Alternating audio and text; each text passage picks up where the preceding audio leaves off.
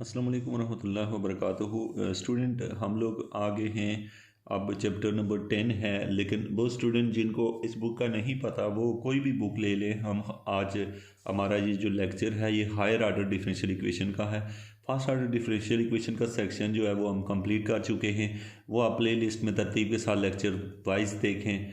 कुछ लेक्चर्स जो हैं फर्स्ट आर्डर के एंड से जो है मैंने शार्ट करके टॉप पे आके तो मैंने ये शुरू कर दिए हैं, क्योंकि वो आपकी जो बेसिक रिक्वायरमेंट है उनकी पूरी हो चुकी है। कुछ लेक्चर्स के ऊपर मैं नंबर अभी बीच में मिस किए हैं, क्योंकि वो लेक्चर बाद में जब हायर स्टडी या स्टूडेंट बहुत ज़्यादा डेप्थ में जाते हैं तो उन लेक्चर्स को भी मैं अपलोड करूँगा। अब स्टूडेंट यहाँ पर ये जो वीडियो है ये आपके लिए इसलिए इंटरेस्टिंग है कि इसमें हम हमारे जहन में पहले से आ जाएगा कि हायर आर्डर डिफरेंशियल इक्वेशन होती क्या है, कितने तरीके हैं हमारे पास इसको हल करने के, और कितना हमारे लिए आसान है कि हम हायर आर्डर डिफरेंशियल इक्वेशन हल कर सकें। तो अब याद रखें स्टूडेंट कि आपने याद रखना है कि हायर आर्डर डिफरेंशियल इक्वेशन से मुराद क्या है। पहले आपको ये पता हो तो इसको हम एक नज़र देख लेते हैं कि हायर आर्डर का मतलब क्या होता है। देखिए स्टूडेंट, अगर आपके पास इक्वेशन में जो आपको सवाल दिया होता है, लेट्स सपोज मुझे एक सवाल दे दिया गया है, जैसे यहाँ पे लिखा हुआ हो, आप लिखते हैं ये हो गया dy over dx plus y equal to 2x। तो ये जो है चूँकि इसमें एक ही डेरिवेटिव इन्वॉल्व है इसलिए इसे फर्स्ट आर्डर कहते हैं। इसको क्या कहते हैं जी? फर्स्ट आर्डर कहते हैं, क्योंकि इसमें एक ही डेरिवेटिव इन्वॉल्व है। अब आपके पास है, अगर इस सवाल के अंदर D square Y over D x square आ जाए और आगे जो भी हो वाई हो खाली, या फिर इक्वल टू 2x हो, या यही वाला सवाल इसके बजाय ऐसे लिखा हुआ हो डी स्क्र वाई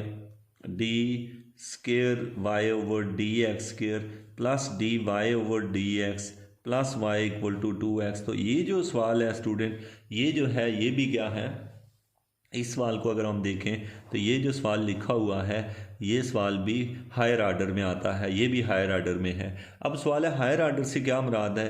तो हायर आर्डर का मतलब ये होता है स्टूडेंट के जो डेरिवेटिव इन्वॉल्व होता है वो सेकंड आर्डर हो, थर्ड हो, फोर आर्डर हो। थर्ड मीन यहाँ क्यूब आ जाए, यहाँ फोर आ जाए, फाइव आ जाए, वो तमाम के तमाम सवाल जो होते हैं वो हायर आर्डर डिफरेंशियल इक्वेशन में आते हैं। और जो इस तरह के सवाल होते हैं जिनमें सवाल के अंदर बड़े से बड़ा डेरिवेटिव फास्ट हो तो उसको हम फास्ट आर्डर डिफरेंशियल इक्वेशन कहते हैं।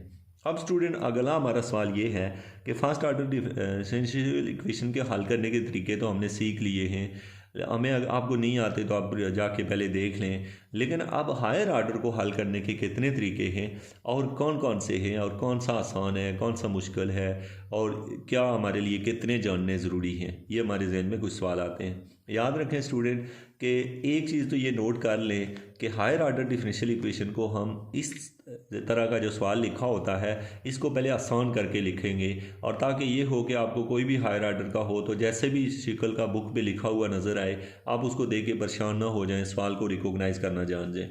अब देखें स्टूडेंट, जब ये जो d ओवर डी एक्स है इसको शॉर्टकट में हम इस नोटेशन से आप ज़ाहिर करना शुरू कर देते हैं, किससे, यानी जहाँ जहाँ d ओवर डी एक्स है उसको d रख देंगे, और यहाँ अगर साथ में y भी हुआ तो वो y यहाँ रख लेंगे। तो इससे पता चला कि d ओवर डी एक्स आप y को dy कह देंगे। तो अब आपको हर सवाल को इस तरह कन्वर्ट करना आना चाहिए पहले, फिर आप रिकॉग्नाइज़ करोगे, क्योंकि बुक उठाओगे जब तो आपको सवाल मुख्तलिफ तरीक़ों से देखे हुए नज़र आएँ, चाहे ऐसे हों या इस शक्ल में हों, उनके मीनिंग समझूँ। अब हमें पता है कि यहाँ पर जो है सेकंड डेरिवेटिव है, तो इसका मतलब है यहाँ आ जाएगा डी स्क्र वाई, यहाँ पे आ जाएगा बेटा डी वाई, यहाँ पे क्या आ गया डी वाई, और यहाँ पे आ गया plus y equal to 2x। तो इसका मतलब है कि आपको सवाल चाहे इस शक्ल में नज़र आए या उस शक्ल में नज़र आए, दोनों के एक ही मीनिंग है। तो यानी ये भी वही लिखा हुआ है, वो भी वही है, ये नोटेशन सिर्फ उसको थोड़ा स्मार्ट कर देती है, यानी ज़्यादा अच्छी है, क्योंकि ये इस तरह लिखा हो तो हमें सवाल को जल्दी से हल करने में आसानी होती है। तो ये सवाल, या फिर ये सवाल यूँ भी लिखा होता है D square plus D plus 1 और वाई तीनों से हमने कॉमन ले लिया और इधर है 2x, तो ये ऐसे भी लिखा हुआ आपको दिखाई दे सकता है। तो अब आपको किसी भी तरीके से लिखा हो आपने देख के पहचान लेना है कि ये जो सवाल लिखा हुआ है ये हायर आर्डर है, क्योंकि इसमें सेकंड डेरिवेटिव इन्वॉल्व है, तो ये हमें किसी भी शक्ल में दिखाई दे सकता है।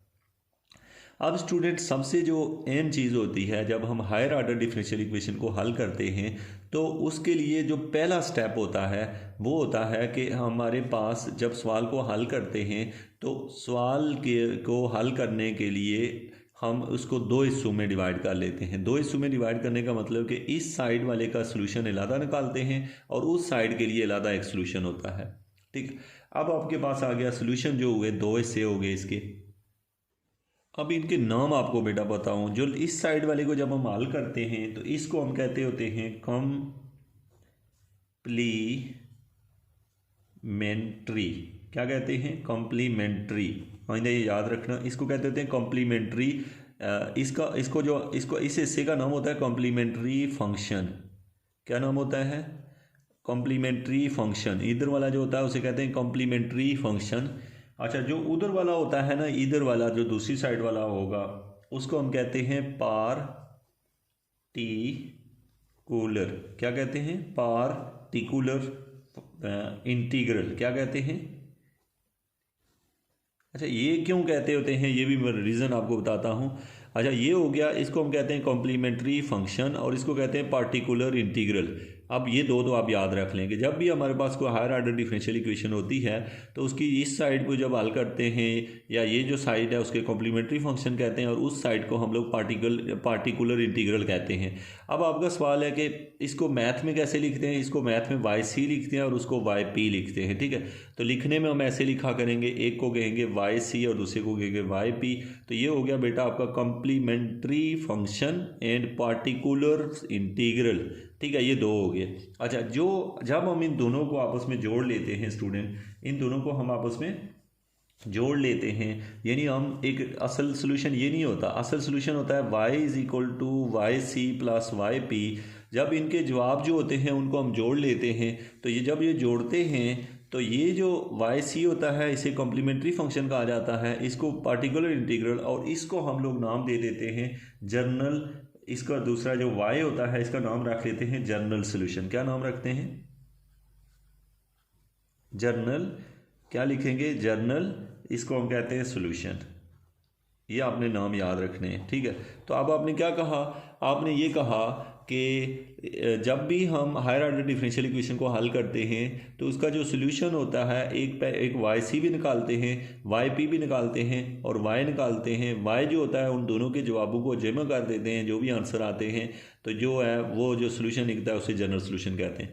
अब आपका स्टूडेंट यहाँ पे ये सवाल बनता है कि इस सवाल में अगर ये वाली साइड ज़ीरो हो जाए, अगर ये वाली साइड ज़ीरो हो जाए, यहाँ पर ज़ीरो आ जाए, तो फिर पार्टिकुलर इंटीग्रल यानी कि वाई पी नहीं निकाला जाता क्योंकि वो ज़ीरो हो जाता है। अगर क्या हो, ये वाली टर्म दूसरी साइड वाली ज़ीरो हो जाए तो फिर वाई पी नहीं निकलता, तो फिर जनरल सोल्यूशन और कॉम्प्लीमेंट्री सोल्यूशन दोनों बराबर हो जाते हैं। अब आपसे कोई MCQs में पूछता है या कुछ है तो आपसे पूछता है कोई कि क्या हायर ऑर्डर डिफरेंशियल इक्वेशन का जो सोल्यूशन होता है उसके दोनों सोल्यूशन निकालते हैं हम वाई सी और वाई पी। तो आप कहते हैं कि हम वाई सी निकालते हैं हर एक का, लेकिन वाई पी सिर्फ उसका निकालते हैं जिसमें इस साइड का मतलब होता है यहाँ पे जो है सोर्स टर्म दी हुई हो, ये वाली टर्म यहाँ कोई ना कोई कीमत दी हुई हो, इसकी वजह से हम उसको ऐसे पढ़ते हैं। अदरवाइज़ अगर यहाँ ज़ीरो हो तो फिर हमें ये निकालने की ज़रूरत ही नहीं पड़ती।